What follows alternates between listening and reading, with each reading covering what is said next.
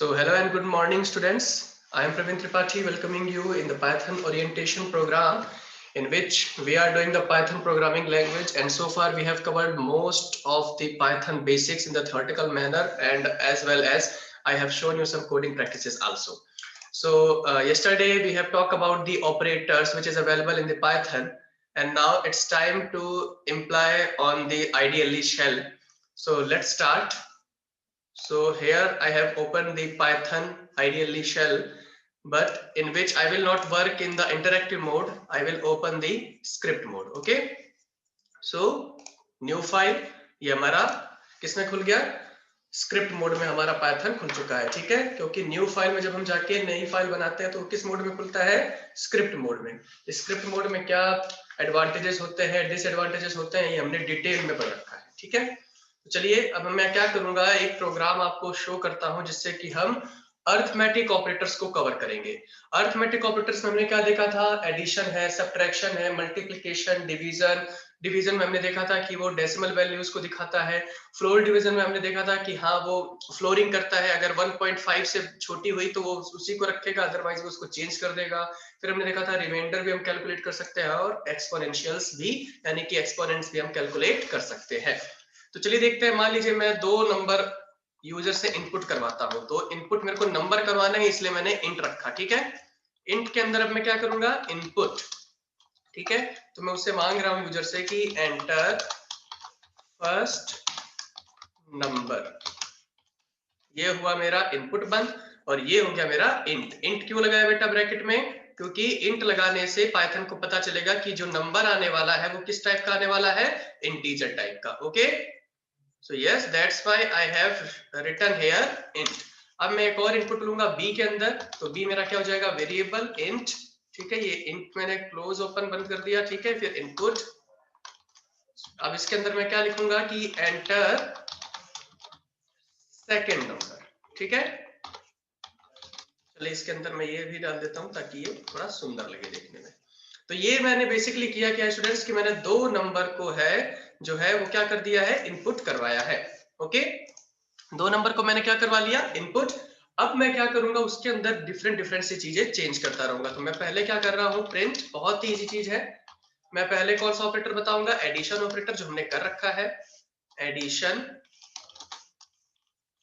ठीक है, इसके साथ मैंने क्या लगा दिया? सेपरेटर.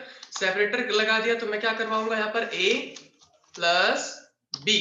जो भी a और b होगा, तो देखिए जो प्लस है यहाँ पर ये क्या हो जाएगा? Addition operator. अब देखते हैं प्रिंट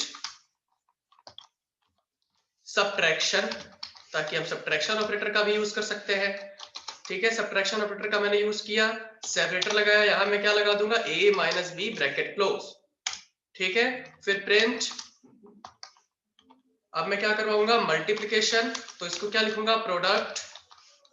प्रोडक्ट बोलते हैं बेटा जो मल्टीप्लिकेशन का आंसर होता है. ठीक है, प्रोडक्ट इज, सेपरेटर लगाया, a मल्टीप्लाई b.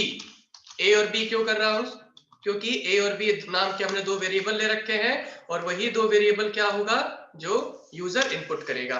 फिर मैं लिखूंगा प्रिंट, फिर डिवीजन इन डेसिमल फॉर्म.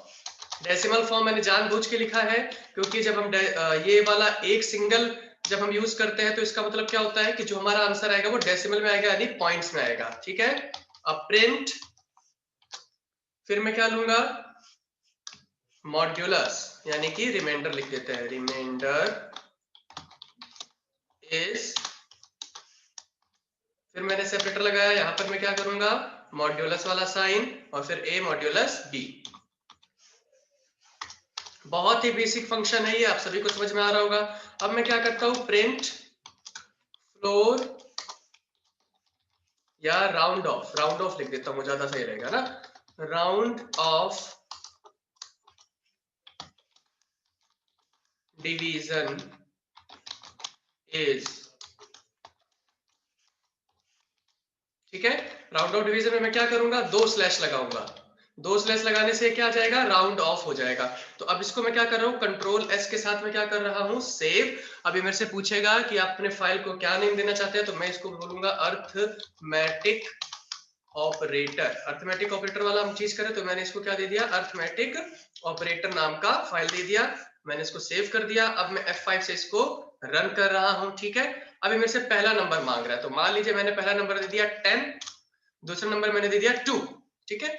अब देखिए एडिशन 10 प्लस 2 का क्या आ गया 12, सब्ट्रैक्शन क्या आ गया 8, प्रोडक्ट क्या आ गया 20। अब देखिए division in decimal form, decimal form में इसका आंसर क्या आया 5.0 यानी 5.0।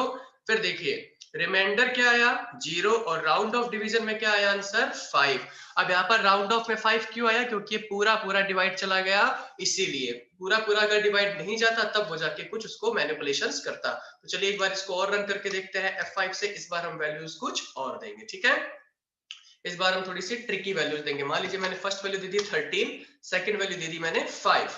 अब देखिए 13 प्लस 5 ऐड होके आ गया 18, 13 माइनस 5 8, 13 5 जा 65। अब ये देखिए 13 को जब 5 से डिवाइड करेंगे तो इसका डेसिमल फॉर्म में आंसर क्या आएगा 2.6, क्योंकि 5 2 जा 10, रिमाइंडर क्या बचा 3, और राउंड ऑफ में देखिए इसने 2 यहाँ पर किया है क्योंकि हमने यहाँ पर इसको स्पेसिफाई नहीं किया है, तो ये देखिए 2 में किया है इसने यहाँ पर। ओके स्टूडेंट्स, तो ये देखिए राउंड ऑफ डिवीजन भी हो गया, डिवीजन इन डेसिमल फॉर्म भी हो गया, इसने राउंड ऑफ कर दिया है अपने आप ही।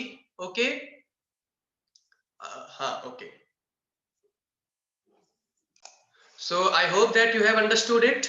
Now it's time to just more manipulate our code. अब हम कुछ और भी करते हैं, जैसे कि मैंने एक और प्रिंट कर दिया यहाँ पर।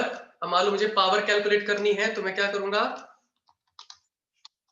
तो देखिए डबल इनवर्टेड कोमा मैंने लिखूंगा तो मैसेज नहीं मानेगा, तो पावर इज,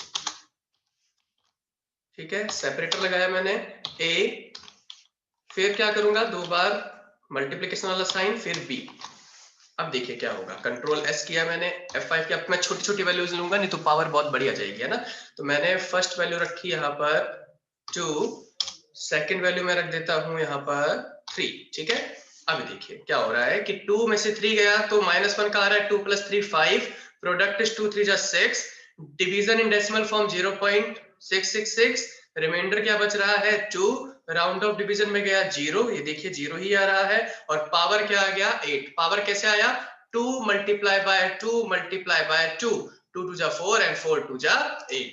तो देखिए ये हमने अर्थमेटिक ऑपरेटर्स का यूज किया है, और यही अर्थमेटिक ऑपरेटर में ही हमने कितने सारे ऑपरेटर्स यूज कर लिए, असाइनमेंट ऑपरेटर भी इसमें था। ये असाइनमेंट ऑपरेटर का मतलब क्या होता है, जहां पर हमने क्या कर दिया, ये इक्वल्स का यूज कर लिया, तो वहां पर क्या हो गया, ये असाइनमेंट ऑपरेटर हो गया। तो देखिए हमने असाइनमेंट ऑपरेटर और अर्थमेटिक ऑपरेटर को कंप्लीट कर लिया by the mean of programming also. So yes students, after discussing the arithmetic operator, now it's time to understand the relational operator. So yes, once again I will take two numbers so I can manipulate them according to me. So here I am taking x and y, okay, x, फिर मैंने लिखूंगा int क्योंकि मेरे को number चाहिए, फिर input, फिर मैं यहाँ पर बोलूंगा एंटर नंबर प्लीज। कुछ भी लिख सकता हूं, ऐसा कुछ है नहीं कि आपको केवल एक ही चीज लिखनी होती है, enter first number, enter second number. Double inverted comma में आप जो भी लिखेंगे वो क्या कंसीडर किया जाएगा एज अ मैसेज, ठीक है। तो मैं लिखूंगा एंटर नंबर प्लीज। ये आपको रेक्टिफिकेशन नहीं करवाना चाहता मैं, ताकि आप लोग बस enter first value enter second value लिखना स्टार्ट कर देंगे। तो यहाँ पर मैं दूसरा ले रहा हूँ y। आप वेरिएबल भी कुछ भी ले सकते हैं क्योंकि वेरिएबल का नाम ही बदलने वाला है, तो आप कुछ भी उसको वेरिएबल ले सकते हैं, ठीक है। एंटर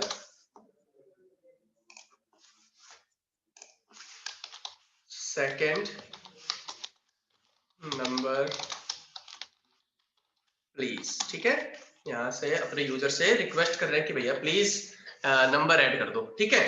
तो अब अपने क्या करेंगे कि पहले ग्रेटर देन ऑपरेटर का यूज करते हैं। तो मैं यहाँ पर कमेंट लगा रहा हूँ ग्रेटर, बताया था ना मैंने आप लोगों को कि कमेंट का मतलब क्या होता है समझाने के लिए, तो यहाँ मैंने ग्रेटर देन ऑपरेटर लिख दिया।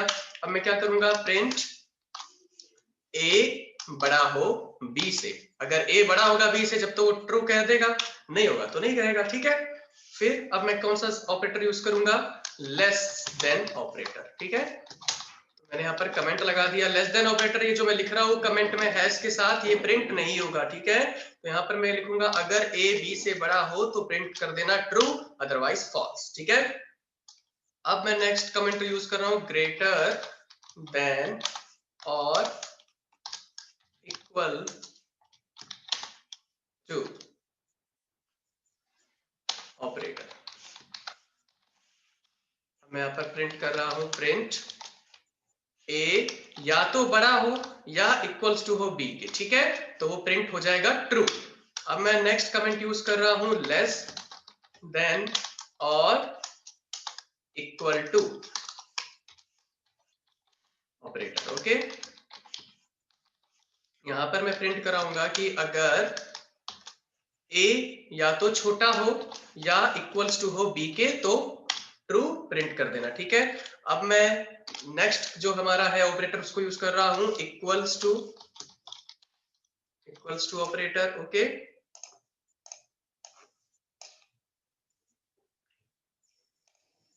इक्वल्स टू ऑपरेटर में आपको क्या पता चलेगा कि वो केवल कंपैरिजन करेगा कि क्या वो दोनों इक्वल है कि नहीं है। अगर दोनों वैल्यू इक्वल होगी तो वो ट्रू कर देगा, अदरवाइज वो फॉल्स करेगा, ठीक है।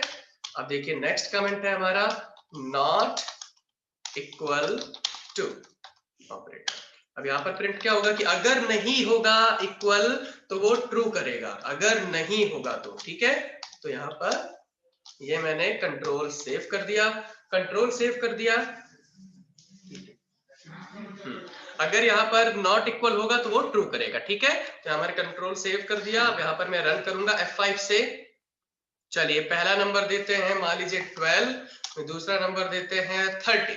चलिए अब देखते हैं क्या आया। यहाँ पर हमारी एक एरर बताई गई है कि a इज नॉट डिफाइंड। बिल्कुल, यहाँ पर एरर क्या आ रहा है कि a तो है ही नहीं, आपने a कैसे ले लिया। तो a और b की जगह हमने क्या यहाँ पर x और y यूज कर रखा था, तो इसी कारण से हमें हर जगह x और y यूज करना पड़ेगा। ओके, देखिए ये बेसिक सी मिस्टेक है, मेरे दिमाग में पहला x वाला ही चल रहा था, ठीक है, सॉरी a वाला। तो इसी कारण से मैंने हर जगह इसको a और b दे दिया। तो यहाँ पर अपने को क्या करना है, x और y से रिप्लेस करना है। ये मैंने कर दिया रिप्लेस, ये मैंने कर दिया सेव। अब देखते हैं, चलिए आ गया। अब मैंने पहला नंबर दिया 12, दूसरा नंबर दिया मान लीजिए 30। तो अब देखिए क्या आ रहा है, इसको समझिएगा। इसको मैं इस विंडो को थोड़ी सी छोटी कर देता हूं ताकि आप लोगों को हाथों हाथ इसका रिजल्ट भी दिखता रहे, ठीक है। अब ये देखिए पहला नंबर क्या है, क्या x बड़ा है y से, x बड़ा है क्या y से, नहीं, फॉल्स, ठीक है। देखिए x में क्या गया 12, y में क्या गया 30, तो क्या 12 बड़ा है, नहीं, फॉल्स। क्या x छोटा है y से, क्या x छोटा है y से, यस, तो that's why it has printed the true. क्या x बड़ा है या बराबर है y से, तो बताइए क्या x बड़ा है या बराबर है y से, नो, फॉल्स। ना ही x बड़ा है और ना ही x बराबर है y के, तो इस कारण से क्या आ गया, फॉल्स। क्या x छोटा है या बराबर है y से, यस, x छोटा है, ठीक है, तो इस कारण से आ गया ट्रू। क्या x और y दोनों बराबर है, नहीं, फॉल्स। क्या x और y दोनों बराबर है, नो, फॉल्स। क्या x y के बराबर नहीं है, जी हाँ नहीं है, तो इस कारण से ट्रू। अब ये वाला ऑपरेटर आप सभी को थोड़ा सा कंफ्यूज करता है, नॉट इक्वल्स टू। ये कहता है कि जब नहीं होगा तब मैं ट्रू करूंगा, ठीक है। क्या आपने खाना खाया, अगर नहीं तो ये ट्रू करेगा, ठीक है। तो ये कह रहा है कि क्या x और y दोनों इक्वल नहीं है क्या, जी हाँ नहीं है, तो that's why it is printing the true. Okay, so this is how we have understood the relational, or we can say the comparison operator. So after discussing the relational operator, now it's time to understand the string operator. String operator is much more easier than the other operators because it is somehow similar to the arithmetic operator because it has two operator. First one is the concatenation operator and second one is the replication operator, or we can say the repetitive operator. So yes, concatenate का मतलब होता है दो string को plus करना, add करना, ठीक है। और रेप्लिकेशंस का मतलब होता है कि एक ही स्ट्रिंग की वैल्यू को बार बार से प्रिंट करवाना। तो यहाँ पर मैं ए ही लेता हूं ताकि अपने भूले नहीं, ठीक है। अब यहाँ पर मुझे इंट लिखने की नीड नहीं है क्योंकि मैं क्या यूज करने वाला हूँ, स्ट्रिंग। और स्ट्रिंग के लिए मुझे इंट, फ्लोट, डबल वगैरह कुछ लिखने की जरूरत नहीं होती क्योंकि इनपुट जो फंक्शन है वो बाय डिफॉल्ट किसको लेता है, स्ट्रिंग को ही लेता है। तो मैं यहाँ पर इनपुट करवा रहा हूं, तो मैं यहाँ लिखूंगा एंटर एनी वर्ड्स, ठीक है, एंटर एनी वर्ड। बहुत बड़ा सा अच्छा सा बना देते हैं, ठीक है। ये मैंने यहाँ पर ए में करवा दिया। फिर b इक्वल्स टू इनपुट, यहाँ पर मैंने लिखा एंटर अनदर वर्ड। ये देखिए मैंने क्या कर लिया, दो इनपुट वेरिएबल्स कर लिए, ठीक है। अब मैं अपना क्या करूंगा, प्रिंट, पहले तो देख लेते हैं ए को प्रिंट करवा के, फिर मैं प्रिंट करवाऊंगा बी को, ठीक है। अब मैं यहाँ पर एक कमेंट डाल देता हूं ताकि आप लोग समझ पाएंगे। यहाँ पर मैं लिख देता हूं कंकैटिनेशन ऑपरेटर। कंकैटिनेशन ऑपरेटर में मैं क्या करूंगा, print A plus B, that's it, okay. Next मैं क्या कर रहा हूँ, रेप्लिकेशन ऑपरेटर का यूज करूंगा। तो रेप्लिकेशन ऑपरेटर में मैं क्या यूज करूंगा, मल्टीप्लिकेशन वाला, ठीक है। यहाँ पर मैं लिख देता हूँ रेप्लिकेशन ऑपरेटर, ओके। यहाँ पर मैं क्या करा दूंगा, print A multiply B, okay. अब मैंने इसको कर दिया है save, now it's time to run it, okay. Enter any word, मान लीजिए मैं लिखता हूं LPS, ठीक है, ये मैंने कर दिया। यहां पर मैं लिखता हूं इज नहीं तो यहां पर लिख देता हूं क्लास 8, ठीक है। अब देखिए क्या आया, LPS क्लास 8, LPS क्लास 8। अब देखिए क्या कह रहा है कि print A multiply by B नहीं होगा। A मल्टीप्लाई बाय B क्यों नहीं होगा, देखिए रेप्लिकेशन ऑपरेटर कहता है कि जो दूसरा जो हमारा आर्गुमेंट होना चाहिए वो इंटीजर का होना चाहिए, क्योंकि रेप्लिकेशन क्या करता है, मल्टीप्लाई करता है। तो स्ट्रिंग को स्ट्रिंग से तो हम मल्टीप्लाई नहीं कर सकते हैं, तो मुझे यहाँ पर क्या लेना होगा, इंट। क्या लेना होगा बेटा, इंट। तो यहाँ पर मैं लिखूंगा एंटर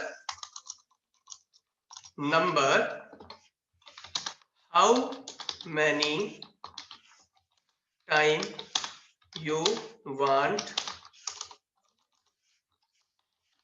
to repeat, ठीक है, how many time you want to repeat। अब देखिए क्या होगा, ये मेरे से पूछ रहा है कि आप कितने बार में उसको रिपीट करवाना चाहते हो, ठीक है। अब देखिए ज्यादा अच्छा दिखेगा आपको, मैंने लिखा LPS, ठीक है, how many number you want to repeat, मैं कहता हूं 5। तो अब क्या होगा, देखिए LPS और 5। अब यहां पर इसने क्या है, LPS को 5 से इसलिए नहीं जोड़ा क्योंकि ये इंटीजर टाइप का है। और थैंक यू सो मच, आप लोगों का इतना अच्छा रिस्पॉन्स आ रहा है, वेरी गुड,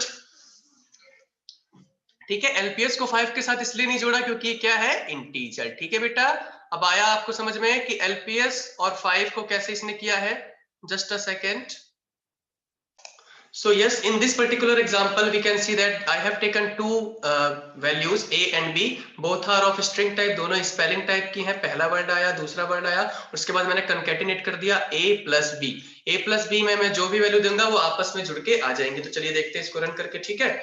सबसे पहले मैं देखता हूँ वेलकम इन, ठीक है। दूसरा मैंने क्या दे दिया, LPS। अभी देखिए एक और वर्ड देखिए, इन जो है वो कीवर्ड है पहले से ही पाइथन में, तो इस कारण से इसको अरेंज बता रहा है, ठीक है। तो अब लिखा हुआ क्या आ गया, वेलकम इन LPS, ठीक है। तो ये था कंकैटिनेशन का। अब मैं बता देता हूं आपको रेप्लिकेशन ऑपरेटर का। तो इसके लिए मैं पहले ही यूज कर लेता हूं इंट, वरना वो उसको नहीं लेगा, ठीक है। और यहां पर मैं इसका कमेंट डाल देता हूं रेप्लिकेशन ऑपरेटर, ठीक है। यहां पर आ जाएगा मल्टीप्लाई, कंट्रोल सेव, F5, ठीक है। यहां पर मैंने लिखा LPS, फिर मैं 3 बार दे देता हूं, तो LPS LPS LPS 3 बार आ गया, ठीक है। ये देखिए LPS LPS LPS 3 बार आ गया, ओके। एक बार मान लीजिए मैं देता हूं क्लास 8, यहां पर मैं लिख देता हूं 5। तो class 8 class 8 class 8 class 8 class 8 5 बार आ चुका है because of the replication operator. So I hope that you have understood this program also. So this is how we have completed our Python operators, and now it's time to just bind up this session today. And in the next meeting we will understand the conditional statement, which will be more tricky to you, and I hope that you all are enjoying the coding segment. So until then, take care, bye bye.